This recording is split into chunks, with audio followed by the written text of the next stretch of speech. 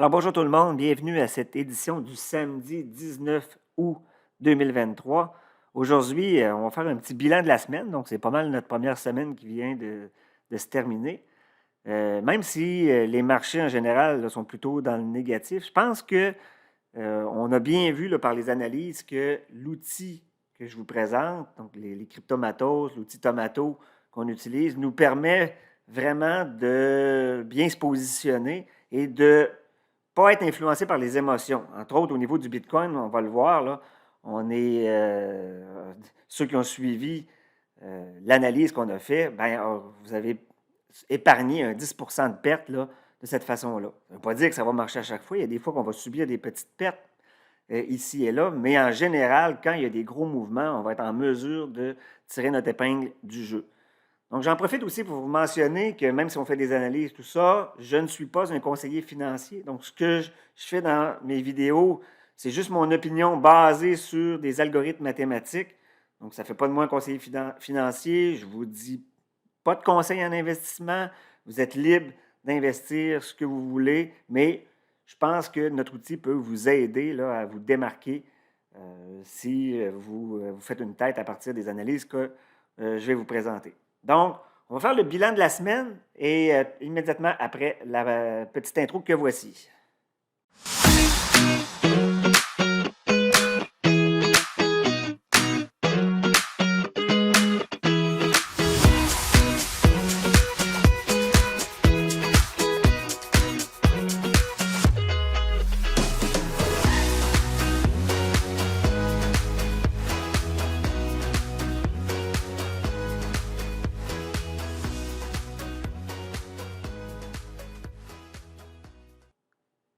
Tout d'abord, on va commencer avec l'analyse du Bitcoin. Le Bitcoin nous a fait une structure, une accélération baissière là, très rapide qu'on a vu venir. Si vous écoutez la dernière vidéo que je vous ai présentée, je vous disais là, que moi, de mon côté, j'avais réduit mes positions.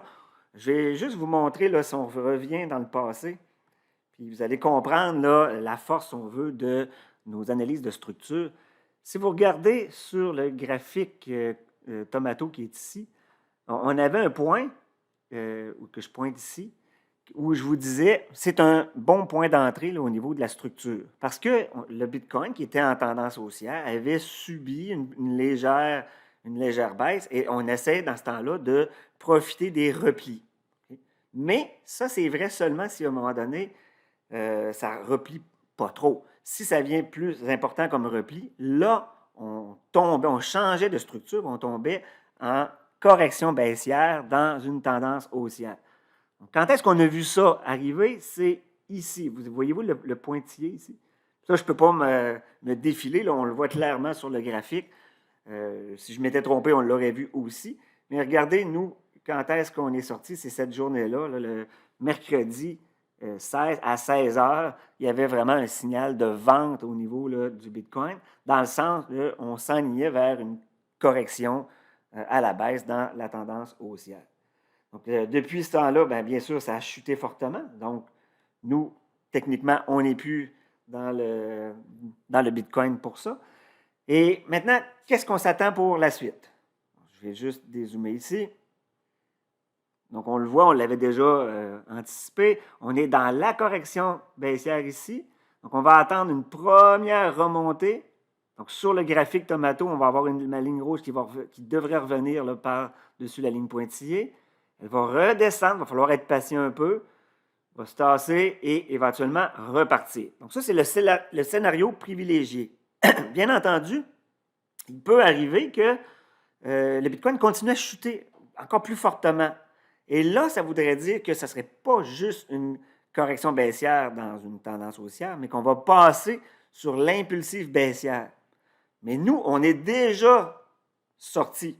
Donc, on va juste attendre un peu plus longtemps avant de rembarquer. On va essayer de profiter à ce moment-là, si jamais ça arrive, des rebonds à la hausse dans la tendance baissière. C'est pas ça qu'on souhaite, mais si jamais ça arrive, on met les émotions de côté et on suit tout simplement notre algorithme qui va nous dire comment on devrait se comporter dans les différentes situations. Donc, pour l'instant, on attend, on n'essaye pas d'acheter le point le plus bas, on va attendre qu'il y ait une structure qui se fasse et que ça remonte. Donc, on s'attend à quelque chose un peu en W, là, descente, montée, descente et repartir par la suite. Donc, c'est notre analyse du Bitcoin pour cette semaine. Donc, j'espère que, en fait, c'est sûr qu'on n'est pas encore beaucoup, la chaîne vient de démarrer, mais ceux qui ont écouté l'émission, l'épisode de mercredi, ben, vous devez être contents aujourd'hui d'avoir pu sortir à temps là, pour éviter la débâcle du Bitcoin. On ne sait pas jusqu'où ça va descendre en passant, mais les algorithmes ne me font pas de prédiction sur où ça va aller. Nous, ce qu'on analyse, c'est vraiment la structure. On va attendre que ça se forme et on réagira en temps et lieu. Je vais aussi aller analyser l'or. Je vais commencer par ça. Donc, si on prend l'or, on voit de par la structure ici qu'on on est tombé en fait dans une impulsive baissière. Donc, on est carrément au début de l'impulsive baissière, donc de la détection de l'impulsive baissière, je devrais dire. Il va y avoir quelques rebonds probablement qui vont se produire. En fait, les rebonds pourraient même être un bon endroit pour shorter. Donc, quand on va avoir la ligne rouge qui va remonter un peu, on pourrait à la limite dire qu'on va jouer le marché de l'or à la baisse. Si vous voulez. Moi, j'ai plus tendance là, à attendre les signaux plus à l'achat. Donc, pour l'instant, je ne me tiens pas dans l'or parce que depuis, on le voit ici, là, le 9 août, moi, de ce côté-là, je suis sorti. Et ça a été profitable parce que ça a continué de descendre là, par la suite. Donc, c'est rouge un peu partout hein, sur les marchés, je vous dirais, que ce soit le Bitcoin, que ce soit l'or.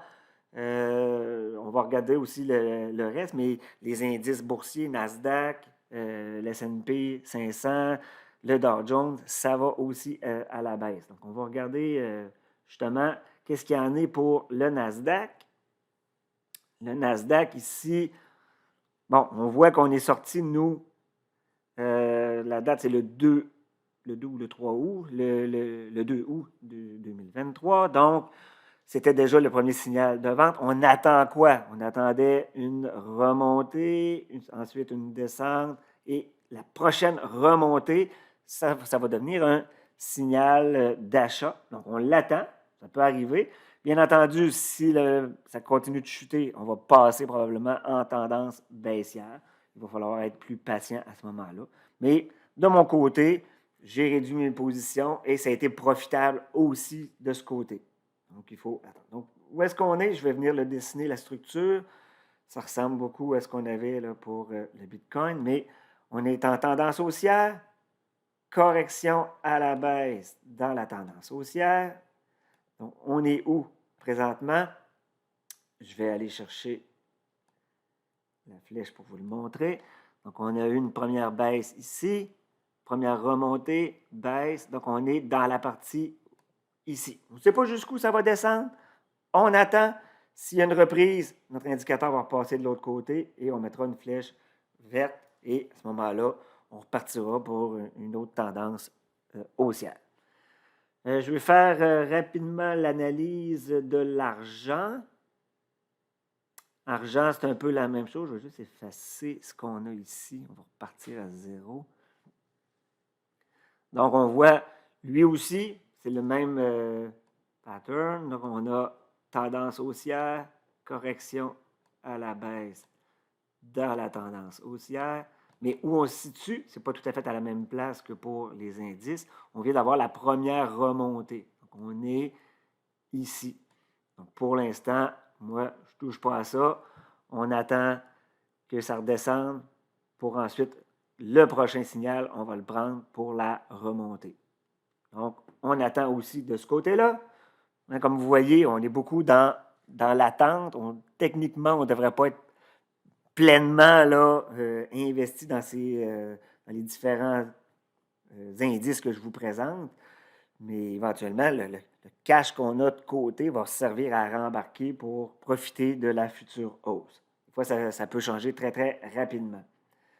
S&P 500, de ce côté-là, ben, c'est pareil. On attend toujours la remontée. C'est ce qu'on avait dit l'autre fois. Tant qu'on n'a pas ça, on se tient loin. Donc, encore une fois, plutôt négatif de ce côté. Il me restait au niveau du pétrole à regarder. Donc, dans le cas du pétrole, on avait justement la correction à la baisse dans la tendance haussière. Donc, on est encore là. Là, il y a eu un petit rebond. Voyez-vous, pour l'instant, hein, le fait d'avoir dit on est dans notre correction baissière, ça n'a pas fonctionné. Donc, on est légèrement à perte avec notre transaction, mais moi, je ne touche pas à ça. Même si ça repasse en haut ici, ça va vouloir juste dire qu'on est sur la remontée qui est là. C'est probablement ça qui est en train d'arriver, là. Ce qu'on est en train de vivre ici. Je vais l'encercler. Ça ici. Ouais, probablement qu'on a entamé la remontée qui est ici. Donc, éventuellement, l'indicateur ici va repasser par là.